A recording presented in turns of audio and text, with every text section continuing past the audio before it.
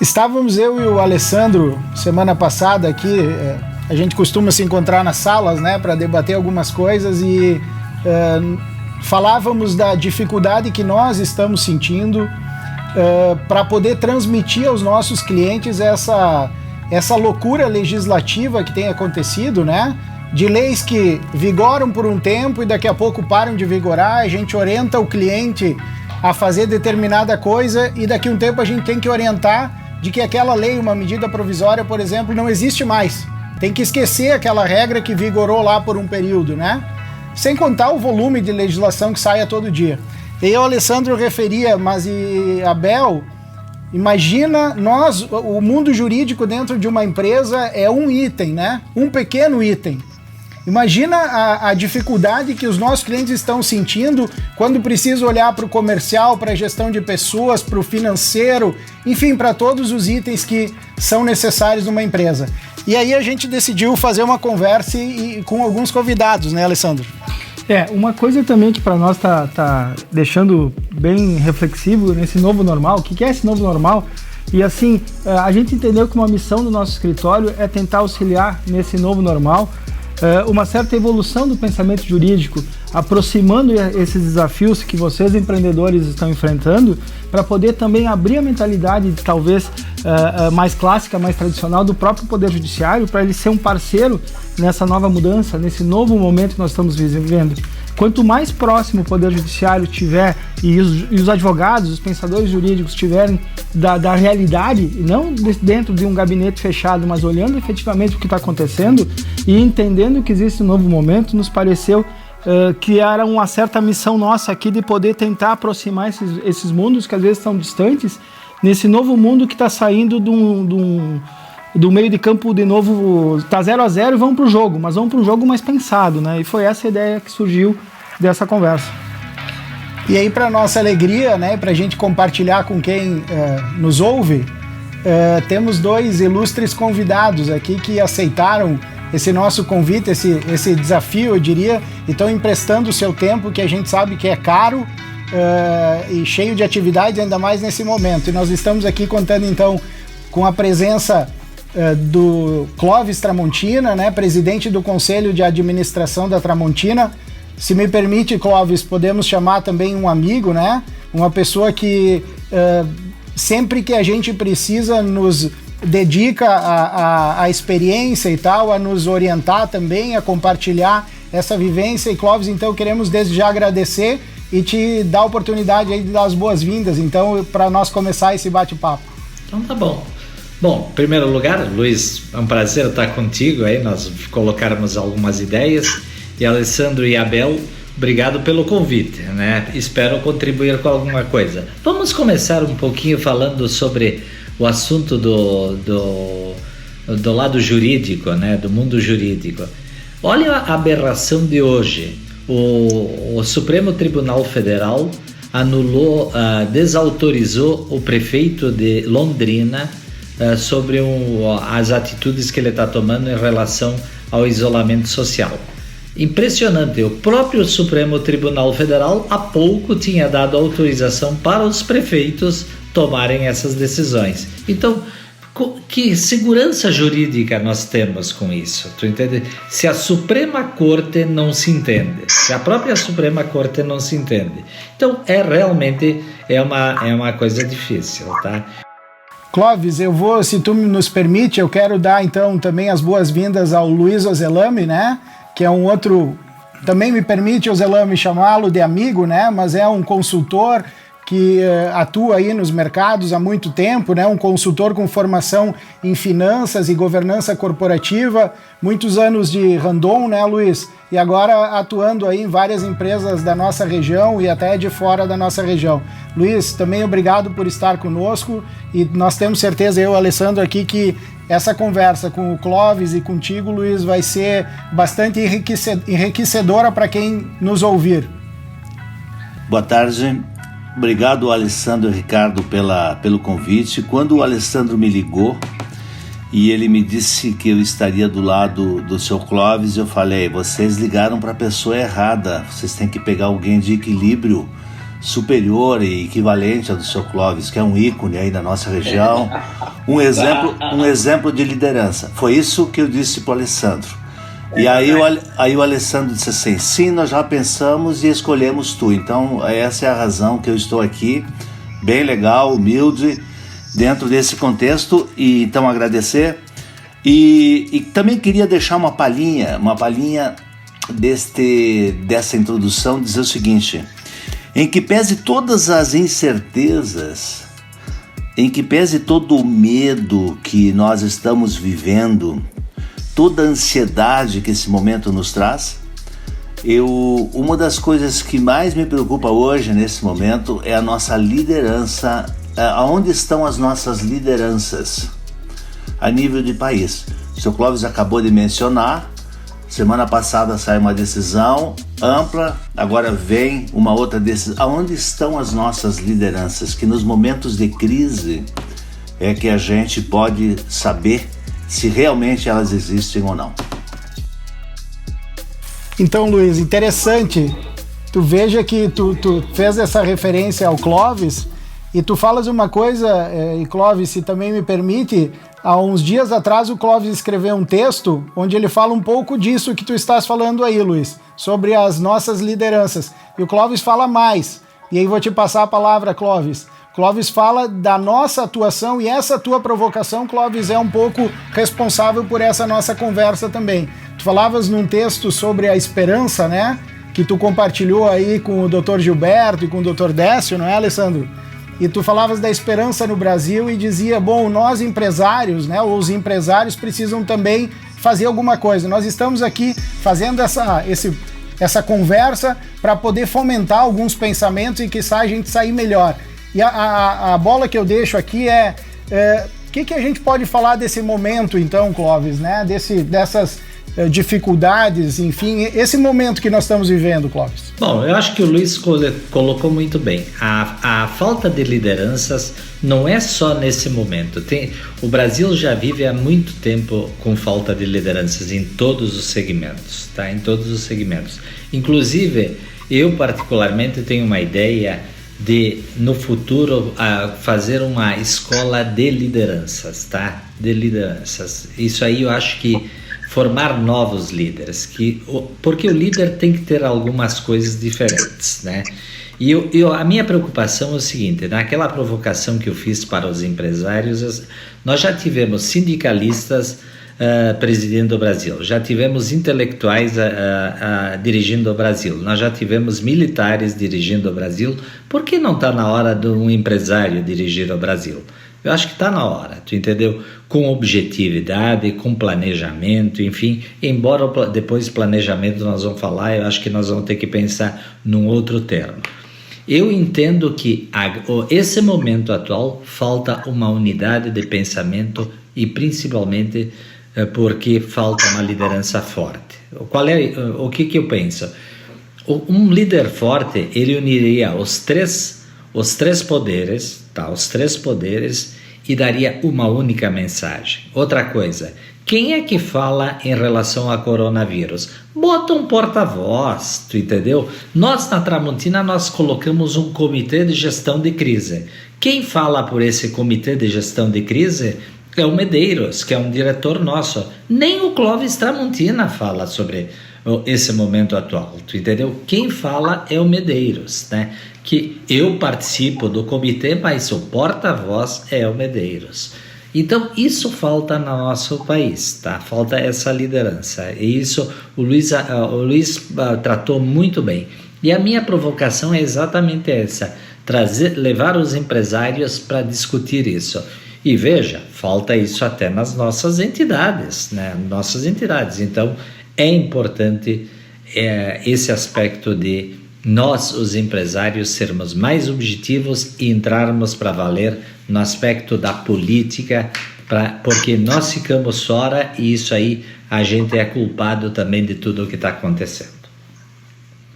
Luiz, queres fazer uma complementação com relação a esse pensamento, Luiz? Eu adoraria e gostaria de viver o tempo suficiente para ver um empresário como presidente desse país.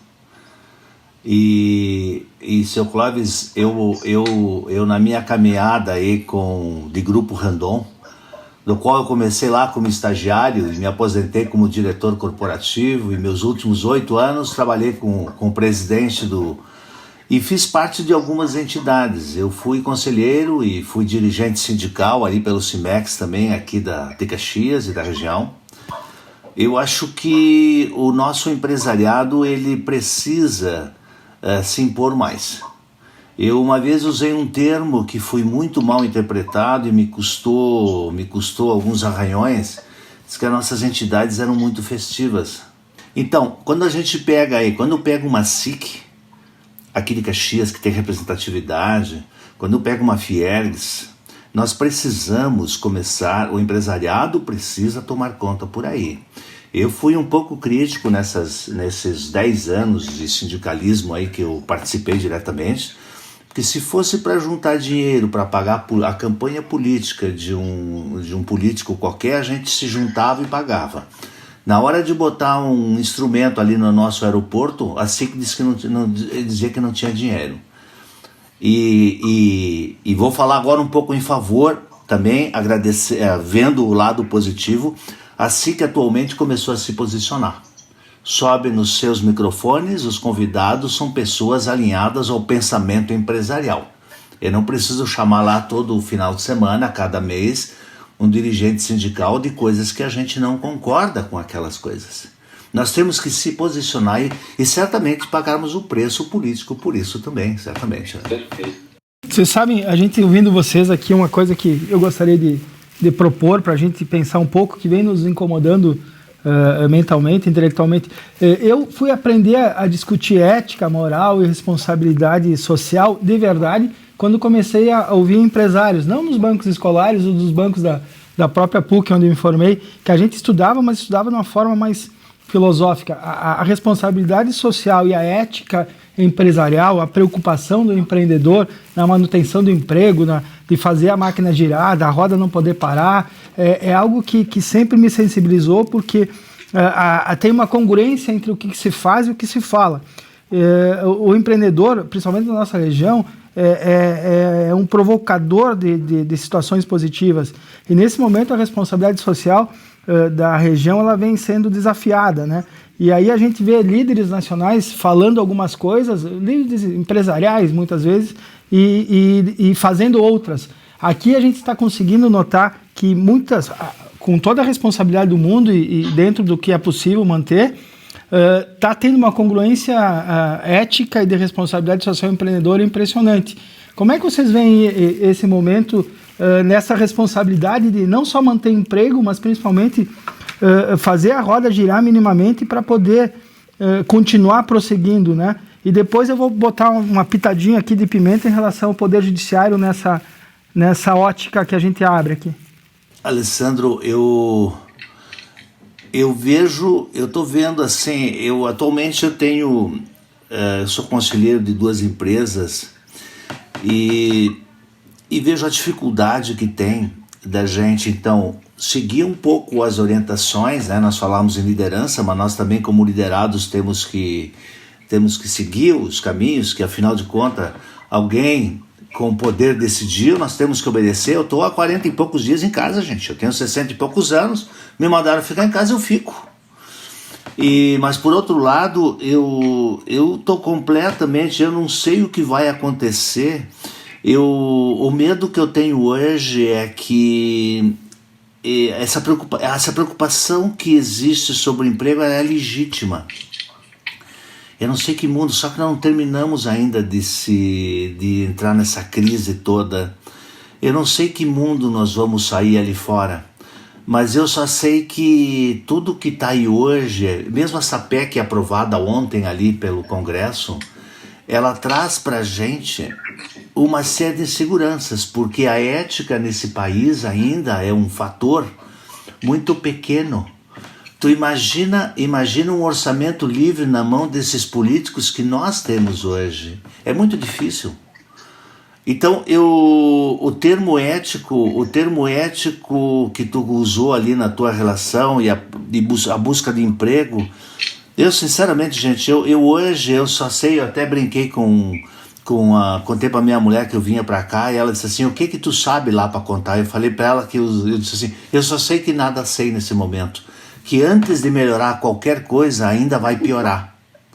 Eu acho que nós vamos piorar ainda um pouquinho mais. Agora, essa preocupação e torcer para que todas essas medidas que na região estamos fazendo de retorno ao trabalho aos poucos e tudo mais, funcione, que não piore. Por favor, seu Clóvis. Bom, responsabilidade social, que isso foi o tema que o Alessandro colocou, é o seguinte: eu vejo assim, vamos começar o que está fazendo o Estado e vamos começar com esse aspecto do orçamento livre. Francamente, isso aí é um desastre. Eu acho que isso aí vai ser a volta da velha política, tá? Toma lá e dá cá. Me desculpe, e nós vamos voltar. Só que, como disse meu filho hoje de meio-dia, ele disse: pai, mas tem uma hora que tem que pagar essa conta. E tem uma hora que nós vamos ter que pagar essa conta. Para mim, nós vamos ter um atraso no Brasil fantástico com isso aí. Me desculpe, isso realmente é um negócio complicado. Outra coisa, como é que o governo apareceu tanto dinheiro para fazer ajuda aos estados, aos municípios, enfim, a tudo, a botar todo esse dinheiro no governo, na loucura? Posso dizer, isso aqui é uma falta de responsabilidade incrível. Só que isso é um mau exemplo que está se dando para as empresas, tá? Para as famílias. Por quê? Isso é mais ou menos dizer o seguinte: está liberado para gastar. Não é assim, a vida não é assim. Então nós temos que ter muito cuidado. Outro aspecto, as empresas têm que ter cuidado também, que tudo o que a empresa começou a fazer doações, etc., né? Só que existe um limite. Eu disse outro dia para o governador Eduardo Leite, eu disse: governador, o senhor vai me desculpar, tem um limite de doações, porque é o seguinte: nem o Estado e nem nós, os empresários, podemos fazer isso. Isso a gente pode fazer num momento, eventualmente, mas não toda hora, tu entendeu? Então isso tem uma limitação. E no aspecto do judicial que tu falaste aí, é aquilo que eu falei antes, né, do STF, que antes era uma coisa e agora já está mudando outra. É uma insegurança jurídica incrível. Eu acho que até o judiciário vai ter que se adaptar a este novo momento. Tá bom? Esse é um gancho, Clóvis, e nós aqui, né, nós que militamos com o judiciário, né, e no judiciário, nós não podemos acreditar em outra coisa. Nós precisamos acreditar que o judiciário compreenda esse momento, né?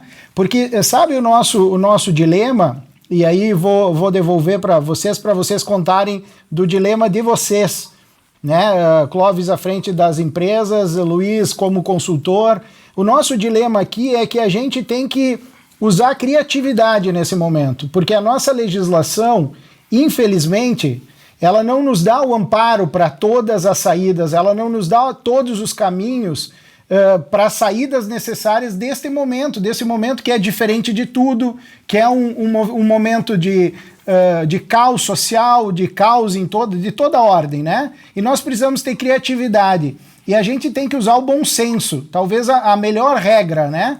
A regra do bom senso. Mas nós precisamos também acreditar que o judiciário, quando for julgar esses processos, olhando para trás, para esse momento, né, também utilize desse mesmo bom senso. Porque se usar uma outra régua, nós vamos ter grandes problemas aí na frente.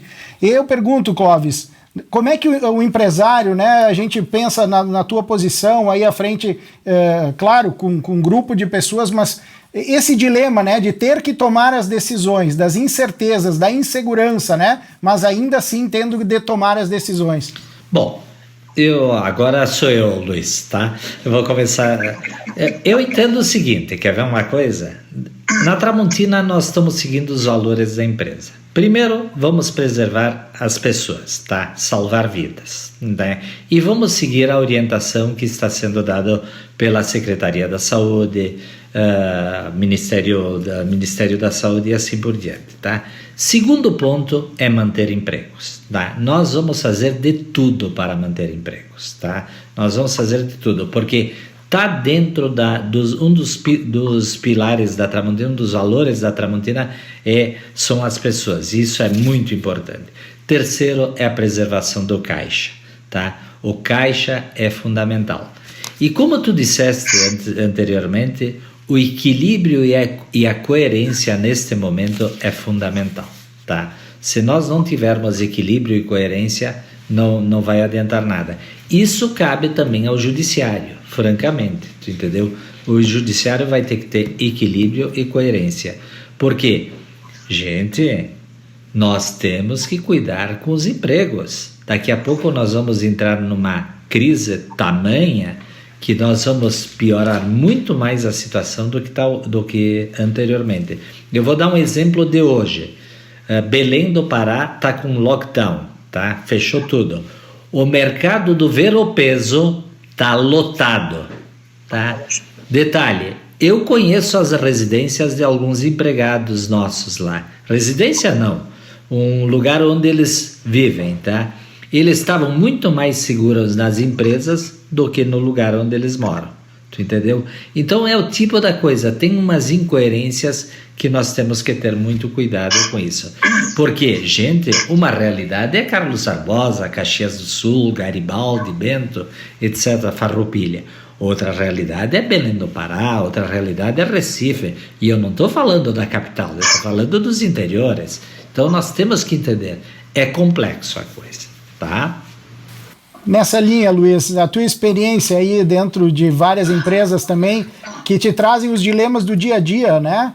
Como tomar as melhores decisões, como encaminhar as decisões nesse momento, né? Então, Ricardo, Alessandro, eu acho que tu usou a palavra-chave, né? Eu tenho, numa das empresas que eu ajudo, ela praticamente não teve alteração no seu mercado, a outra caiu 50%. Então eu estou vivendo dois mundos completamente distintos. Eu não sei que bom senso, é que eu não acredito, o nosso sistema, eu sou meio incrédulo ao nosso sistema judiciário, eu esperaria que ele congelasse os sentimentos desse momento para julgar as coisas lá do futuro, porque nós também na ponta estamos fazendo tudo o que precisa tomar. Aí numa dessas empresas aí nós dispensamos um matrizeiro, naquela alternância de preservar empregos. Então essa semana tu fica em casa, essa outra semana vem o outro, né?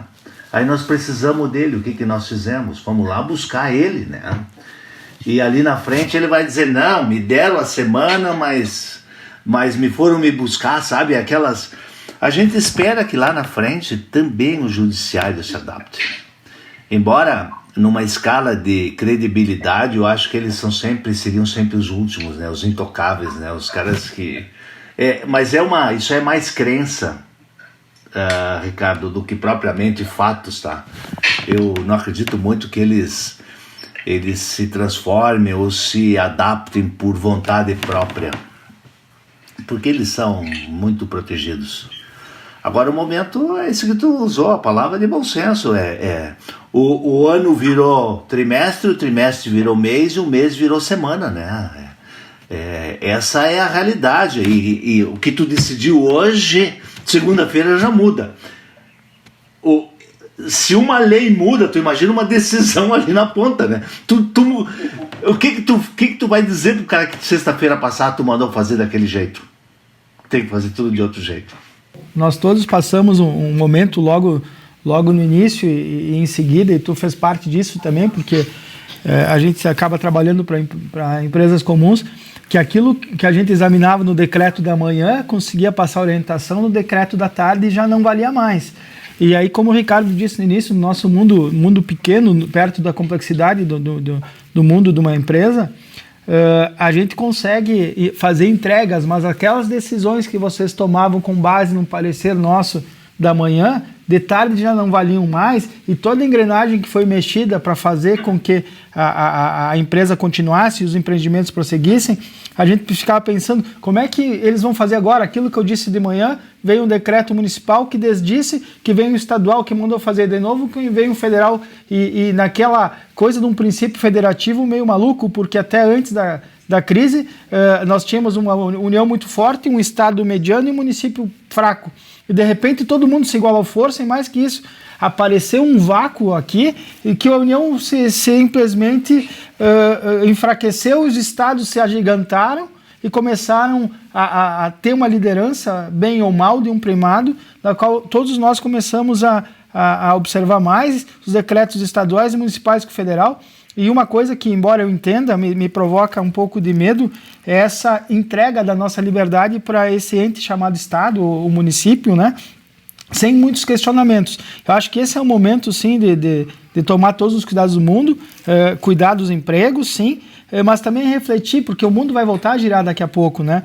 E todos esses esforços que os empreendedores estão fazendo, efetivamente, o Poder Judiciário, Ricardo, eu acho que vai acabar se dando conta e vai ser forçadamente a aceitar um novo pensamento, porque o mundo mudou. E mais que isso, pessoal, os recursos financeiros estão acabando, inclusive eles já se deram conta que vai faltar dinheiro para pagar o salário deles, né? Não adianta tu ter um orçamento com uma verba X separada se não tiver arrecadação. A arrecadação do Rio Grande do Sul cada dia cai mais, né? Então, assim, esse momento eles vão ser forçosamente obrigados a enxergar, me parece, e esse novo normal vai ser, sim, visto. A nossa dúvida efetiva é que nem a tua, Luiz. Esses julgamentos vão acontecer daqui 4 anos. Né? E daqui 4 anos tem que congelar o momento para eles, no futuro, entenderem todos os esforços que foram feitos. Né? Mas nesse ponto eu queria introduzir um assunto aqui que me parece fantástico. A gente está vivendo uma nova modalidade de pensamento, a gente tem que auxiliar na transformação mental, mas um amigo me fez uma provocação, ele disse: Alessandro, olha só, as empresas e as pessoas que continuaram trabalhando nesse momento já se adaptaram. Aquelas que mesmo em casa, como tu, Luiz, que há 40 dias está em casa, mas tu está trabalhando. Né? Porque esse é o novo normal. Cada vez mais nós vamos ter, talvez, menos viagens, porque a gente encontrou na inovação e na transformação digital saídas que antes a gente não enxergava. E eu gostaria de perguntar para vocês se vocês já vivenciaram alguma vez na história de vocês um novo normal, uma aceleração tão rápida que permitiu, às vezes, 24 horas, 48, tu tá prestando o mesmo serviço de uma forma que tu nunca pensou antes, né? E nessa linha de inovação e de futuro, como é que vocês enxergam quando a coisa começar a se equacionar que vai? Nós vamos ter um novo início, as coisas vão continuar, mas me parece que vai ser tudo diferente. O que tu pensa, Clóvis? Bom, é bem amplo o assunto, né? Primeira coisa é o seguinte, eu acho que o Estado vai ter que ser reinventado. Tá? O Estado como modelo, tu entendeu? Ele vai ter que diminuir de tamanho, está comprovado isso aqui. Imaginem o seguinte, nós estamos falando, vocês imaginam que nós estamos falando em home office. Por que toda essa gente tem que ir naquelas secretarias colocar o paletó pendurado? Será que ainda precisa ter alguém para botar a capa, a toga, a capa, né? Sei lá, no ministro do Supremo Tribunal, para puxar a cadeira e assim por diante. Será que isso ainda está na moda? Outra coisa, tá? Quanta coisa nós vimos nesses 40 dias que não precisava, hein? Quanta coisa! Tu imagina, eu estou há 40 dias aqui, eu não usei mais sapato. Eu não preciso de sapato. Eu uso chinelo. Tu entendeu? E aí? Hein? Tá, outra coisa, tu viu que tu precisa menos roupa? Tu viu que tu não precisa viajar tanto? Tá? Será que não vai mudar essas coisas? Outra coisa, olha aqui, ó, nós estamos trabalhando aqui virtualmente, tá? Francamente, vai ser mais objetivo, menos perda de tempo, tá? E com custos muito menores, entendeu? Se nós estivéssemos numa sala, tinha gente servindo cafezinho, nós tínhamos o papel higiênico, água, não sei o que.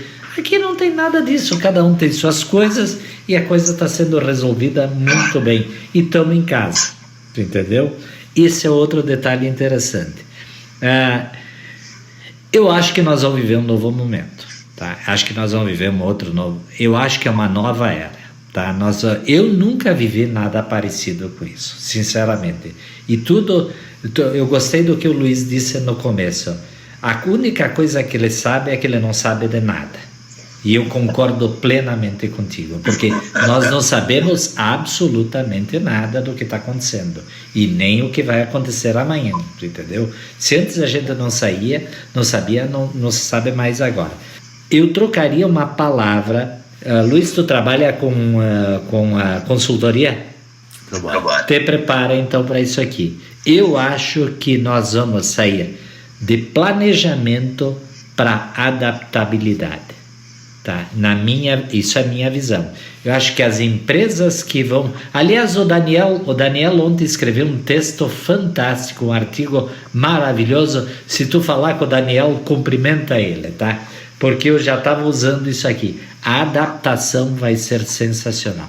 Não vão ser os mais fortes que vão vencer, vão ser os que se adaptarão de forma mais rápida. Então, isso é uma nova realidade. Por exemplo, quanta coisa... Eu estou aqui com a Vânia e a Karina, são duas meninas que viajam comigo, tal. Eu ia 3 vezes por mês a São Paulo, mais ou menos. Engraçado, faz 40 dias que eu não vou a São Paulo e está tudo funcionando, se não melhor do que antes. E detalhe, não gastamos hotel, não gastamos avião, não gastamos táxi, nada. Impressionante, né? Então, eu acho que isso aqui são as mudanças que vai acontecer. A verdade é o seguinte, eu só tenho que lamentar a juventude de hoje. Eles estão perdendo uma grande oportunidade na melhor idade deles, tá? Que é de se abraçar, beijar, de dançar, de brincar e assim por diante, da liberdade. Realmente, da gurizada foi tirada a liberdade. Não tem bar, não tem boate, não tem nada aberto. Gente, isso aí é um complexo. Porque Luiz, nós já aproveitamos da nossa época, tu entendeu? Tá? Mas a gurizada está perdendo essa oportunidade. Então é isso, mais ou menos isso. Não sei se te respondi. Muito bem. Sabe, Alessandro, Ricardo, eu queria só dar uma provocada agora, talvez, porque eu estava curiosíssimo. Porque na minha vida toda, seu Clóvis, no Grupo Randon, eu sempre tive um pouco da responsabilidade das coordenações, dos planejamentos das empresas, dos novos negócios e tal. Sempre trabalhei muitos anos. Fui chefe 5 anos do Daniel, depois ele foi meu chefe durante mais tempo, né? Uma das coisas que eu estava curioso era ouvir sobre esta palavra, essa mudança de planejamento para adaptabilidade, que é uma palavra absolutamente adequada. Mas também queria lhe dar uma provocadinha, se tu me permite aí, Ricardo, Alessandro, dizer assim, alguns conceitos talvez não tenham mudado, eles tenham se fundamentado. O conceito de que caixa é rei, o conceito de que dívida é uma coisa que tem que ser levada a sério, o comprometimento com o teu contexto, aquilo que o senhor coloca como valor na sua empresa, e a maior parte das empresas colocam, que é pessoas em primeiro lugar. Então as pessoas, vamos dizer assim, as pessoas que tiverem estes conceitos claros e forem rapidamente se adaptar, certamente são aquelas que irão vencer essa crise. Vão ter dificuldades como todos vão ter. Vão sair todo esfarrapado, mas as que vão provavelmente sobreviver serão essas que têm conceito e esta capacidade de adaptabilidade. O senhor falou numa coisa que as empresas demoram às vezes os tais dos comitês, porque a comunicação é rumo, dá o mesmo rumo. Agora os recursos... Eu tenho uma preocupação, o seu Clóvis e o Alessandro e o Ricardo sabem disso. Eu gosto de trabalhar com famílias empresárias, pequeno, médio porte, e eu estou muito preocupado com elas agora, porque essas famílias empresárias que não estavam profissionalizadas e que a família estava lá dentro e as coisas estavam andando, estas pequenas empresas vão sofrer muito, porque elas não têm conceito, elas não têm ideia do que é um comitê, elas têm pouca adaptabilidade. Estas empresas são as que mais vão sofrer. Hein, Luiz? E tem um problema muito sério essas empresas aí que misturam o caixa com o bolso, né? Ixi. Estas empresas, elas vão sofrer muito mais do que as outras empresas. Clóvis, Luiz, vocês já nos deram várias dicas aqui. O Clóvis falava sobre a mudança, né? A gente vai viajar menos, a gente está notando que podemos fazer muita coisa de casa e, de fato, nos parece que o home office pode mudar definitivamente, eu diria até revolucionar o mundo do trabalho, eu diria até a legislação trabalhista, né? Não é esse o nosso foco aqui, mas a partir do momento que tu tem alguém trabalhando para ti, que tu não sabe aonde está, e na verdade tu não sabe nem se é ele mesmo que vai estar fazendo a tarefa que tu designou para ele, né? Porque nesses coworkings da vida aí ele pode muito bem pedir para o colega do lado desenvolver um relatório, fazer um projeto, enfim, né? Então me parece que essa mudança caiu, né? Vai acontecer, a gente vai ter uma mudança muito grande. A pergunta é, como é que vai ser o nosso relacionamento? Muda o nosso relacionamento com as pessoas, com os nossos funcionários, considerando que eles poderão trabalhar de forma não presencial, em escala muito maior? E eu também queria escutar um pouquinho da questão comercial, né? Clóvis, Luiz, como é que vão ser as relações comerciais, né, daqui para frente? Então, pessoas e relações comerciais, Clóvis, o que tu pode nos dizer aí sobre isso? Bom, eu acho que a parte de relações trabalhistas, tá? Isso eu já venho discutindo com vocês há muito tempo, que mudou completamente. Outra coisa, home office. O que vai ser o home office?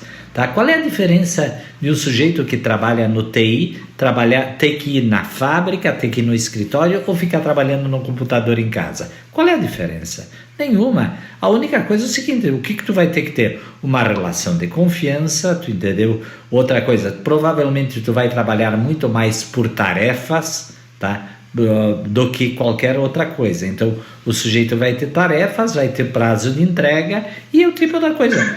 Se ele quiser ir para a praia e ele entregou antes do tempo, o problema é dele, tá? Isso vai ser... Agora, isso é uma mudança de mentalidade, isso não vai ser fácil. Tu imagina, vamos pegar o Ivo Tramontina, o Seu Rui, o Randão, o Bellini, né? O pessoal que era acostumado, o cara chegava às 7 da manhã, batia o ponto, e tem que pensar que o cara vai trabalhar em casa? Não. Mas então nós temos que pensar nesse aspecto. E eu acho que essa vai ser a grande mudança. Mas tu tinha perguntado uma outra coisa. O que era? Era isso? A questão comercial também, Clóvis, que parece... A venda vai ser muito mais na área virtual, a digitalização, o e-commerce. Eu que fui um cara relutante ao e-commerce, viu, Luiz? Eu sou um cara moderno, inovador e tal, mas eu fui o que mais segurou a Tramontina. Ainda bem que eu abri há pouco tempo, liberei para o pessoal fazer. Gente, está explodindo. Só para vocês terem uma ideia, hoje é dia 5 ou 6? 6. Hoje é 6. Nós já faturamos tanto quanto o mês passado no e-commerce. Tu entendeu? Porque isso aqui vai explodir. Outra coisa, o desafio vai ser o que nós vamos fazer com os shopping centers, o que nós vamos fazer com as lojas. Tá? Eu estava discutindo outro dia com o Galó, que todos vocês conhecem o Galó, tá? É um dos grandes mestres da área de varejo, né? Ele diz, Clóvis, as lojas vão ficar muito mais showrooms, tá? Vão diminuir de tamanho, os shoppings vão ficar muito mais de divertimento, de outras coisas, e as compras serão muito mais virtuais. Pode ter certeza. Tu tá em casa, aqui tu precisa comprar alguma coisa, vai ser muito mais tranquilo. Então, vejam como isso também vai impactar no aspecto tributário, no aspecto de judiciário, tu entendeu? Abel e Alessandra, vocês que são dessa área. Então, essa é a minha visão. Não sei se o Luiz, o que o Luiz acha. Uma, duas coisinhas mais aí. Acho que as nossas feiras, né, que eu adorava ir nas feiras, né, 25 anos direto feiras na Itália, na Alemanha, coisas fantásticas, eram nossos aprendizados, eram nossos, a gente fazia cursos e tudo mais. Mudou. Agora, essas feiras aí vão ter sistemas de computação que tu viaja, que se tu brincar, tu pergunta para o computador, ele te alcança a baixela, o produto aí para te olhar em 3D. Vai sair da tela e te mostra. Uma das coisas que eu queria ressaltar, assim, eu acho que nos próximos 2-3 anos esse novo mundo talvez volte daqui uns 3 anos, porque nós vamos ter vacina, porque ele não vai mudar tudo, mas um monte de coisa vão deixar de vir para a mesa. De imediato, outro dia me perguntaram qual era a atividade, me apresentaram numa das empresas um programa de desenvolvimento de recursos humanos e treinamento de executivos. Eu falei, gente, eu acho que o momento é de educação de higiene, porque nós vamos ter que cuidar dos funcionários dentro da empresa e vamos ter que estender essa própria educação para a família, para a comunidade dele, para ele não vir infectado. Nos próximos tempos, as mudanças serão quase que básicas. Imagina um recurso humano ensinando as pessoas a se higienizarem. Porque não estou preocupado agora em fazer lá um treinamento sobre a liderança de um processo. O mundo virou aí, nós vamos ter que nos encontrar, né? Mas eu acho que o senhor falou tudo aí, o que nós vamos fazer com os shoppings, o que nós vamos fazer com as grandes aglomerações. Uma das coisas que eu achei fantástico nesses dias é que nós estamos sempre pesquisando receitas, nós estamos aprendendo a cozinhar. É isso aí, olha aí, ó. Novas qualidades. Se tu quiser, eu te digo os 3 pratos desses 40 dias que nós... Não, mas olha só, uma volta. Eu acho que quando tudo isso aqui terminar, tem que sobrar algum aprendizado, tem que sobrar alguma coisa melhor. Mais 2 minutinhos, eu gostaria de complementar uma coisa. Quando o Alessandro falou assim, que grandes crises vocês passaram antes que marcaram. Eu passei uma crise profissional muito... O seu Cláudio passou dezenas, mas eu estava recém trabalhando e a Randon entrou em concordata. Os escalões eram assim, escalões inteiros indo embora das empresas. Pega o gerente tal e tudo que está conectado com ele. E a Randon de 83, 82, 83, 84, ela se reinventou. Ela saiu do seu segmento, ela inventou um outro segmento para não ficar muito dependente de um segmento só. Ela entrou nos mundos das autopeças, nos mundos das joint ventures, no mundo da exportação. Ela se reinventou. Palavras do seu Raul como se estivesse presente agora. Vocês, juntos nós chegamos aqui, agora juntos vamos sair dessa. E quando a Randon voltou, ela também rejuvenesceu. E deu vida a ela mais 30 anos, porque nós que éramos estagiários, 3, 4, 5 anos depois éramos o middle management da empresa. Não dá para... A empresa, a Randon, se tu escrever a história, foi antes e depois. E para muitas empresas, vai ser o antes e o depois. Elas vão ter que se reinventar aí. Luiz, tu traz um ponto super interessante que nós gostaríamos de abordar com vocês, porque já faz 50 dias que nós estamos sabendo e já estamos vivendo nesse novo mundo, né? Não é uma coisa de uma semana. Então, assim, a gente já teve que, todos já tiveram que, a palavra adaptabilidade é fenomenal, nós já tivemos que nos adaptar a esse novo momento. E nesse novo momento, muitas coisas mudaram e muitas coisas começaram a despertar interesses, inclusive, como oportunidades. E é legal essa dicotomia que vocês trouxeram aqui para nós.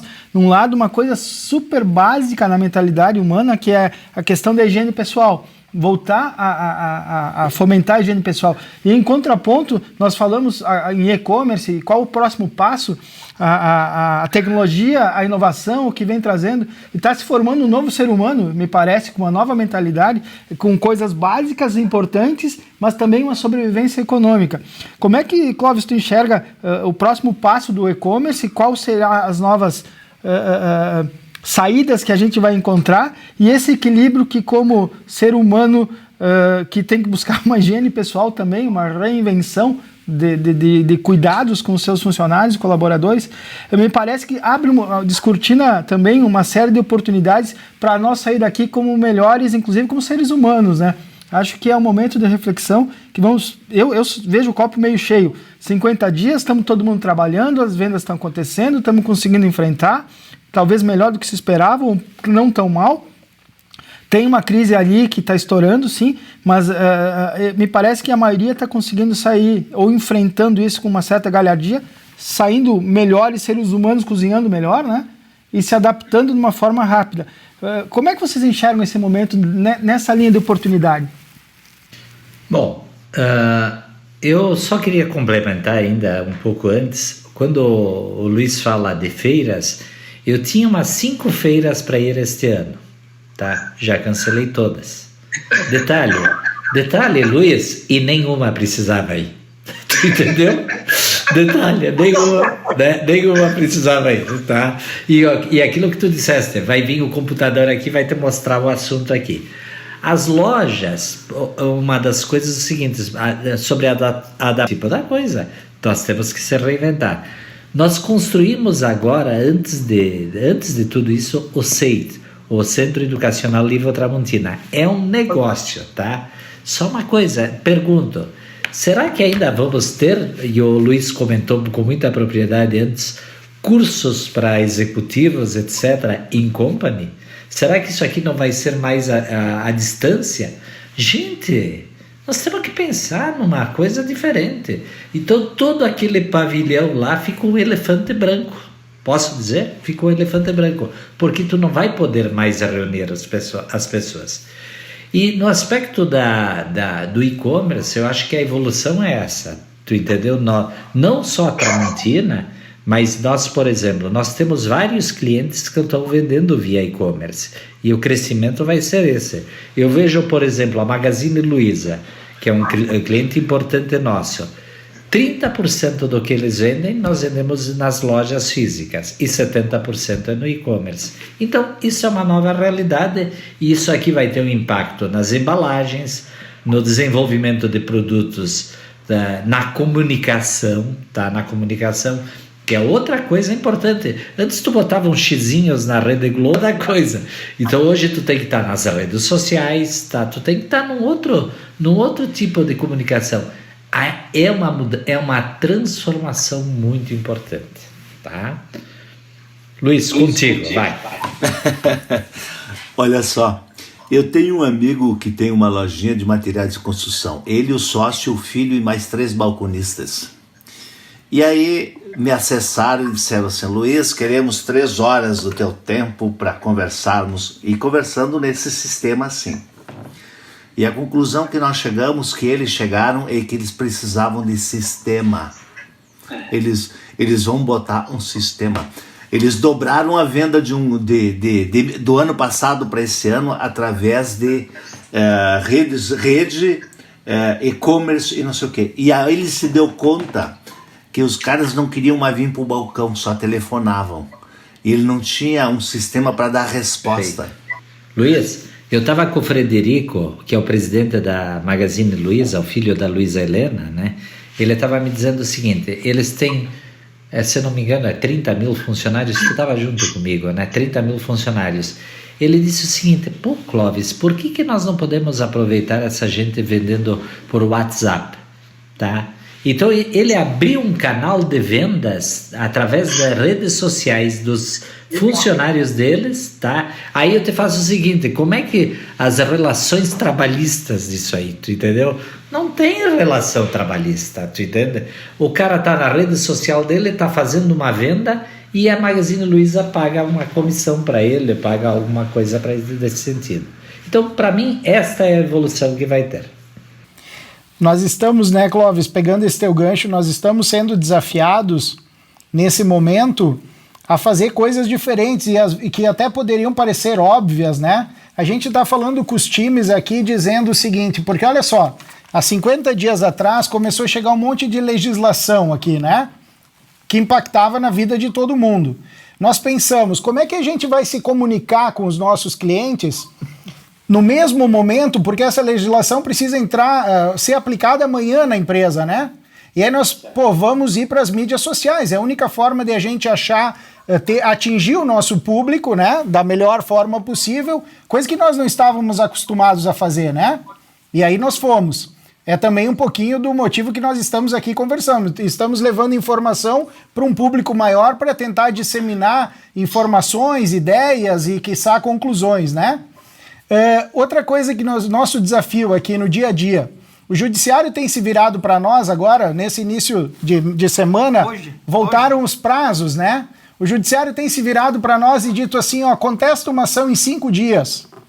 5 dias, para quem milita, né, no judiciário, sabe que não dá tempo nem de fazer o contato com a empresa, separar documentos, né? Se fosse uma ação, daria. Só que é uma avalanche de processos estavam represados. Exatamente, são muitas coisas, né? Quer dizer, o que nós temos feito? A gente tem decidido aqui, vamos falar com o judiciário para poder informar eles que, embora eles querem isso, imaginam que isso seja possível, na verdade não é. Tem surtido efeito, ou seja, toda essa crise, essa realidade, essas demandas têm exigido coisas diferentes de nós, que pareciam óbvias, ou seja, eu nunca imaginei que o judiciário fosse virar para nós e dizer para fazer defesas em 5 dias, né? Esse é só um exemplo. Eu dou um exemplo de hoje. Que podia colocar a questão, inclusive, do depósito recursal. O judiciário, nesse período de pandemia, ficou trabalhando e julgou muitos processos, né? Esses processos estão chegando para nós agora. E na esfera trabalhista, Clóvis sabe, Luiz sabe, para se fazer o recurso tem que fazer depósitos recursais. Ou seja, estão chegando enxurradas de processos para as empresas fazerem os recursos agora, no momento em que não há caixa, né? Faturamento não existe. Nós temos empresas trabalhando a 15%, né, da capacidade, ou a menos, inclusive. Quer dizer, como é que a gente faz isso? Aí nós estamos nos virando para o judiciário e dizendo, olha, nos deem um prazo, né? Jogue isso lá para frente, porque a gente não há como superar isso, porque falta dinheiro, né? Hoje, mais um exemplo aqui, hoje mesmo recebemos uma notificação do Ministério do Trabalho de um cliente que está pedindo uma série de informações que precisaria para fazer planilha lá, de separar 3 ou 4 pessoas para ficar lá planilhando informações. Será que esse é o melhor momento? Né? Eu não vamos discutir da legitimidade ou não, mas será que é o melhor momento? Mas enfim, nós estamos tendo que ter atitudes diferentes.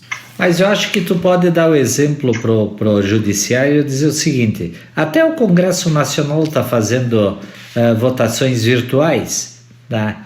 Por exemplo, nós fizemos todas as reuniões do Conselho esse mês aqui virtual, tá? Porque nós temos vários diretores, inclusive eu, nós estamos acima de 60 anos. Nós, acima de 60 anos, todos estão em casa, tu entendeu? De vez em quando tu dá uma volta, mas em princípio tu tem que ficar em casa. E nós fizemos assim, de forma virtual. E detalhe, funcionou perfeitamente, não teve nenhum problema, tá? Então é o tipo da coisa, é uma mudança. E nós temos que entender o que vai acontecer. Todos os atores precisam entender, né, Clóvis, que a mudança aconteceu, né? Deixa o Luiz falar que ele está ansioso. Eu estou ansioso por uma palavra que o seu Clóvis falou no começo. Assim, um dia a visão empresarial ela precisa estar liderando esse país. Eu digo uma coisa, se as entidades empresariais pegar uma Fieres, pegar as entidades dos empresários e ela for para cima do legislativo, for para cima do judiciário, for para cima do governo do estado, ela tem força. A gente não faz. Esse é uma das coisas que eu olho e um dos sentimentos que me bate é meio que assim, sabe? O empresário, de uma maneira geral, se ele bate, ele parece que pode haver um revanchismo do outro lado. Exato. Me parece, então, que o empresário está sempre dizendo assim, mas se eu bater demais lá, ele me liga aí e diz assim, tô indo aí fazer uma devassa. O caminho... Eu acho que o senhor usou 2, 3 palavras sensacionais. Adaptabilidade na parte de planejamento. E o próximo líder A próxima liderança, ela teria que vir no empresariado. Ela tem que vir no empresariado. E, Ricardo, se os empresários de Caxias do Sul exercessem também uma pressão para cima do judiciário, eles também deveriam ser sensíveis a isso. Acho que eles conseguiriam. Luiz, tu te lembras do seguinte? Eu trabalhei em São Paulo no ano de 81 e 82. E eu me lembro nessa época que a Fiesp era o quarto poder do Brasil. Tá? Te lembra? Eu lembro, a Fiesp, quando o Mário Amato, quando aqueles caras falavam, opa, vamos ouvir a Fiesp, entendeu? Porque a Fiesp tinha um suporte importante. Hoje perdeu toda. A Fiesp fica até. Tu pode ver, que virou política, né? Então não pode ser. E no aspecto de ter medo de revanchismo, outro dia o presidente da John Deere, que não me lembro o nome dele, ali da John Deere, aqui naquela fábrica de Horizontina, ele fez todo o trabalho lá para reabrir e não tinha jeito, o sindicato não deixava. O que ele fez? Ele convidou o sindicato para visitar a fábrica. Aí quando o sindicato visitou a fábrica, era mais seguro dentro da fábrica deles do que na casa do pessoal. Aí eles liberaram. Então, é o que ele disse. A imprensa, por exemplo, não sabe as condições de trabalho que as indústrias têm hoje. Tá? Vocês estão tocando num ponto, eu vou resgatar aqui, que em termos de liderança e educação, né? Uma coisa também que a gente se preocupa, e queria ouvir vocês um pouco, nesse novo normal, as coisas já eram diferentes antes. O que nos está instigando uma reflexão é como a educação está desplugada do dia a dia, né? Falta liderança, falta a atuação, e aquela responsabilidade que as empresas tinham assumido por uma omissão do Estado de educar os próprios executivos, de educar os próprios empregados, os colaboradores, também vai, na minha ótica, vai ter uma mudança impressionante, mas essa matriz educacional hoje é um grande problema. Eu vejo a minha filha que tem 7 anos, né? O que ela está estudando e o que as escolas estão preparando essa nova... Tu falaste em juventude, né, Clóvis? Existe um drama também. O homeschooling acabou descortinando, talvez, um despreparo da educação de uma forma muito crua. Ou talvez uma necessidade de que essa educação efetivamente seja mais adequada a uma nova formação de pessoas, né? Nesse ponto, como é que vocês enxergam esse momento, e se vocês concordam ou não, que a educação efetivamente tem que dar um cavalo de pau e começar a ensinar coisas mais práticas e, de certa forma, voltadas ao que nós estamos enfrentando? Falo em aprender, desaprender, reaprender, né? Eu ficava pensando, que adianta hoje em dia tu estudar Bhaskara, né? Falta estudar e abrir a cabeça das pessoas, talvez até para uma ciência mais aplicada. Como é que vocês veem isso? Vai lá, Luiz, agora é tu. Olha, uma das coisas que o seu Clóvis, junto com as empresas Randon, lá atrás, 30 anos atrás, fundamos o Senex, que era um centro de formação de executivos, de treinamento médio das empresas. Então era Tramontina, Randon, Marco Polo, Dana, enfim. Nessas crises todas, as empresas também já não estão mais investindo muito em treinamento, desenvolvimento, porque elas vão trocar por emprego, gente. Tudo vai se cortar. Se eu tivesse sentado lá, eu cortava tudo para salvar um emprego. Então, esses ensinos mais adequados, nós ainda formamos nesse país secretárias bilíngues que não sabem traduzir nada, e formamos contadores que não sabem fechar um balanço, né? E essas coisas todas, eu acho que se o Brasil pegar essa oportunidade, tá? Orçamento base zero, nós estamos no zero, vamos estar quase tudo quebrado. Nós precisaríamos se reinventar, sabe? E o ensino à distância, para mim, é mais... o que está acontecendo hoje aqui, e o que eu tenho feito praticamente todos os dias, aí com A, com B, com C e tal... Eu sou, seu Clóvis, presidente do Conselho do Esporte Clube Juventude.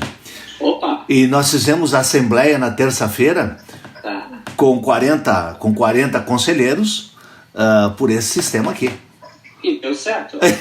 Tá tudo certo.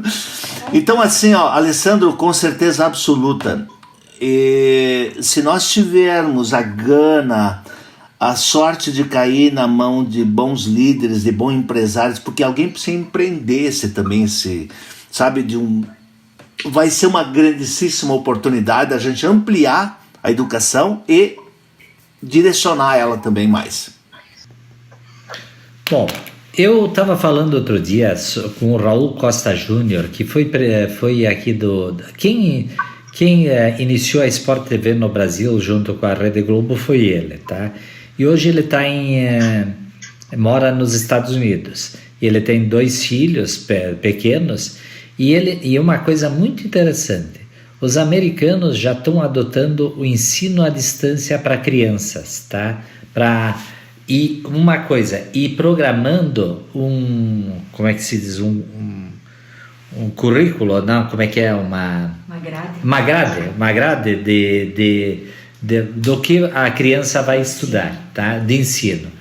Gente, claro, nós estamos falando dos Estados Unidos, é uma outra realidade. O grande problema nosso aqui é o seguinte, tá? Nós precisaríamos que chegasse internet e computador para todas as crianças, tu entendeu? Esse é o problema muito sério, senão nós vamos aumentar esse gap, tá? Os ricos vão ficar melhores e os mais pobres vão ficar mais pobres, tu entendeu? Então isso aqui, mas o modelo à distância de ensino pode te preparar, isso é uma realidade. Outro aspecto é o seguinte, tá? Nós temos que sair da decoreba, né? Da decoreba, nós temos que sair da decoreba. Eu quando vejo assim, eu vou pegar meus netos estudando, não estão ainda. Chega, gente, vamos começar a estudar coisas mais interessantes, tá? Como é que era? Eu dizia para o meu professor Higino Damo lá, professor Higino, eu não entendo nada de física. Clóvis, ele era sensacional, estuda para te passar no vestibular, porque tu não vai usar física na tua vida, e eu não vou usar mesmo, então eu estudei física por nada, tu entendeu? Eu estudei só para passar mesmo, tu entendeu? Então esse é o tipo da coisa, tá? E uma coisa importante que eu acho que falta no ensino brasileiro, na educação brasileira, nós temos que tirar o lado ideológico. Eu tive uma oportunidade, tem um amigo que mora em Brasília, um advogado, e lá ele teve que ficar em casa e fez o homeschooling com os filhos, né? E tinha uma aula de história que ele estava assistindo no lado do filho, o filho tem 15, 14 anos, uma aula de história, e a mulher dele estava na sala, pelas tantas começou a ouvir ele brigando, gritando no quarto. E entrou, estava esse meu amigo brigando com o professor, que estava dando uma aula de ideologia, e começou a brigar com o professor, e não, isso aí não é assim, não aconteceu assim. E nisso começaram os pais a entrar e bater no professor verbalmente. Então, assim, essa questão de ideologia começou a ficar exposta por causa da aula virtual, né? E efetivamente não tem mais porquê, né? Mas, enfim, eu achei divertido porque acabou com a escola, não tem mais aula virtual, né? Lá. Olha só, essa modalidade que a gente está usando aqui, né, vai ficar gravada e eles poderão nos ouvir daqui 50 anos, vamos supor, né? Queria provocar vocês, como é que a gente resumiria esse momento, hein? Como é que a gente poderia, para alguém que daqui a 50 anos talvez esteja nos ouvindo, e a gente falando desse momento, o que aconteceu nesse momento, né? Esse coronavírus, essas paradas, lockdown, essa enxurrada de leis, essa mudança cultural, de costume, de hábito, por imposição, ou daqui a pouco porque a cultura vai mudar mesmo. O que vocês poderiam nos dizer sobre isso? Bom, na minha visão é o seguinte, eu não vivi as outras guerras mundiais, tá? Eu acho que nós estamos vivendo a Terceira Guerra Mundial, tá? A Terceira Guerra Mundial com um inimigo invisível, tá? Que mata o bandido e o mocinho. Mata o bandido e o mocinho. Ele não sabe contra quem ele está lutando, né? Eu não sei se foi criado ou se aconteceu naturalmente, mas eu tenho uma visão otimista que, aí vendo um pouco da história, o mundo ficou melhor depois da Primeira Guerra Mundial, ficou muito melhor depois da Segunda Guerra Mundial, e na minha visão vai ficar muito melhor depois desta Terceira Guerra Mundial. Mas nós vamos viver um outro momento. Imaginar que nós vivíamos que nem fevereiro deste ano, esqueçam. Nunca mais, tá? Nós vamos ter um outro fevereiro. Um fevereiro melhor, tá? Essa é a minha visão. Eu acho que o senhor Clóvis mencionou que depois das grandes crises se desenvolveram sentimentos cooperativos, né?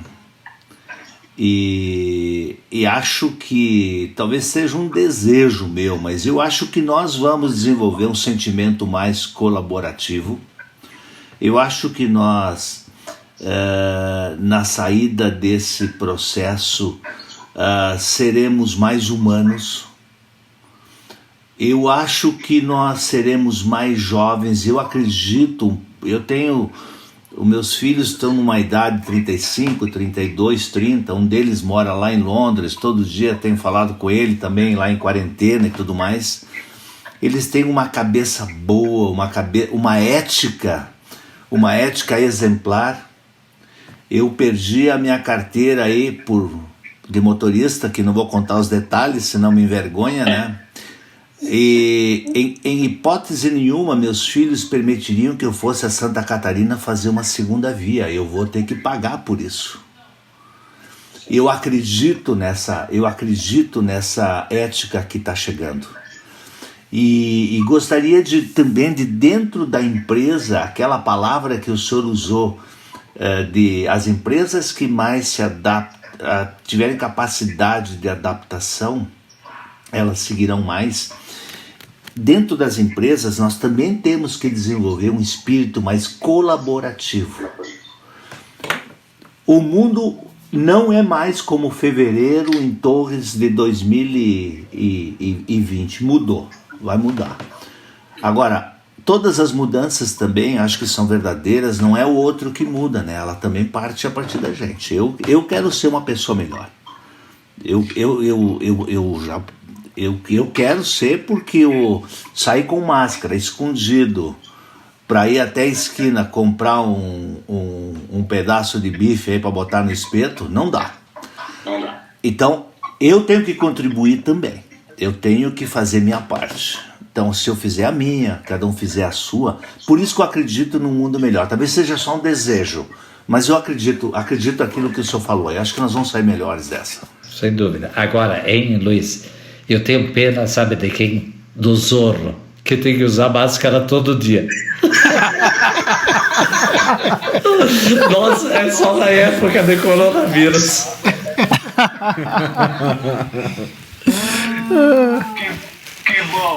Que bom. Sabe, a gente criou essa ideia aqui, a gente batizou o nome, o Rodolfo nos ajudou a batizar, e o nome desse programa, enfim, dessa ideia nossa, defina a palavra que define. E eu tinha a obrigação de fazer essa pergunta para vocês durante o encaminhamento para o fim, mas a palavra adaptabilidade e colaboração, ela surgiu e de uma forma tão espontânea, mas eu vou me arriscar de novo a perguntar para vocês. E além de agradecer, o Ricardo vai fazer de uma forma muito bacana, qual seria a palavra que definiria este momento para vocês que nós estamos vivendo? Eu acho que essas duas aí, para mim, foram fantásticas. Essa eu até anotei aqui, essa aqui eu até diria o seguinte: trocamos o competitivo pelo colaborativo. Tá? Né? Isso aqui, eu achei fantástico, isso aqui, viu, Luiz? Tá. E daqui a 50 anos, que vamos dizer, mas quem eram aqueles malucos lá que estavam falando? Mas eu ficaria, Alessandro, assim, se eu tivesse, eu também anotei essa palavra assim, o colaborativo, o cooperativo, adaptabilidade, são as palavras-chave do momento aí. Semana que vem talvez mudem, mas eu acho que esse... E parece que também fica claro dessa conversa de que nós precisamos fazer algo, né? A bola está com a gente, né? Nós temos que fazer algo, em todos os sentidos. A mudança começa pela gente. Olha o que disse o Luiz, uma coisa muito interessante. Tu quer ser melhor, né? Tu quer sair melhor do que como tu entrou nisso aqui. Eu também. E vou dizer uma coisa. Eu tô impressionado com um monte de coisa que a gente fazia que não precisa fazer. Verdade, né? Verdade. Outra coisa, o consumismo, gente, não precisa, tá? Com um monte de gente passando fome, etc., que isso aí nós vamos ter que ajudar. Clóvis, Luiz, a gente é só agradecer o Alessandro de uma forma especial, porque é do fundo do coração o agradecimento aí, a disponibilidade de vocês, o tempo, né, a disponibilidade, o tempo, e compartilhar esse conhecimento, esses insights, né, essa experiência com tanta gente quantas forem nos ouvir. E a gente tem certeza que isso é fazer algo, né? Clóvis, Luiz, muito obrigado. Obrigado mesmo. A gente sai diferente dessa conversa também. E é um pontapé inicial aí pra gente poder compartilhar essas experiências e, quiçá, ajudar alguém e ajudar nós mesmos, né? Nós estamos nos ajudando aqui nesse momento. Obrigado. Obrigado, pessoal. Um grande abraço para todos. Obrigado a vocês também. Luiz, obrigado. Foi um prazer te ver. Eu estou bem feliz também por vê-lo tão bem assim, tão lúcido, tão tranquilo assim. Muito bom estar com o senhor e com vocês. Tá bom. Obrigado. Boa quarentena para todo mundo. Um abraço. Tchau, tchau. Tchau, tchau. Abraço. Tchau, tchau.